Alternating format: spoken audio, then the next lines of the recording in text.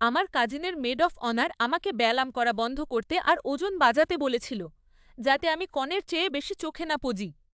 আমার বয়স ২২ আর আমি আমার কাজিন জেফের বাগদত্তা জুলির ব্রাইডসমেড হতে রাজি হয়েছিলাম।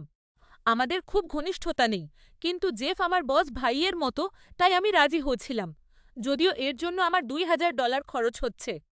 সবকিছু ঠিকই চলছিল, যতক্ষণ না আমি ফিটিংয়ের জন্য ব্রাইডসমেড ড্রেস পরা আমার একটা ছবি পোস্ট করলাম। তারপর মেড অফ অনারের মেসেজেস বন্যা বতে গেল।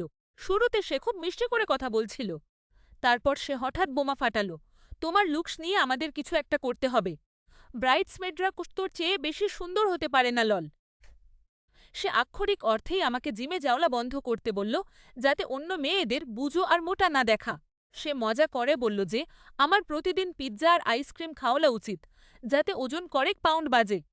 তারপর ব্যাপারটা আরও অদ্ভুত হয়ে উঠল। সে বলল যে আমার মেকআপ করা উচিত বটসে বস দেখানোর জন্য ৯০ দশকের পুরনো স্টাইলে চুল কাটা উচিত। এমনকি সে পরামর্শ দিল যে আমি যেন ব্যান্ডেজ দিয়ে বুক বেঁধে রাখি, যাতে আমাকে ছোট দেখা। আমি যখন সাথে সাথে রাজি হলাম না, তখন সে লল করা বন্ধ করে সিরিয়াস হয়ে গেল। সে আমাকে বলল যে কনের চেয়ে বেশি উজ্জ্বল না হওয়া আমার কর্তব্য, আর আমি শুধু উপস্থিত থেকেই জুলির জীবনের সবচেয়ে খুশির দিনটি নষ্ট করছি। আমি তো অবাক হয়ে গেলাম। আমি একজন ওয়েট্রেস, আমি খুব অ্যাক্টিভ, আর আমার মেটাবলিজম খুব ফাস্ট। সে আমার কাছ থেকে কি আশা করছিল? সকাল, দুপুর আর রাতের খাবারে ম্যাকডোনাল্ডস খেতে? আমি মেসেজগুলোর স্ক্রিনশট নিশ্চয় সরাসরি জুলিকে পাঠিয়ে দেওয়ার সিদ্ধান্ত নিলাম। দেখা গেল জুলি মারাত্মক রেগে গেছে।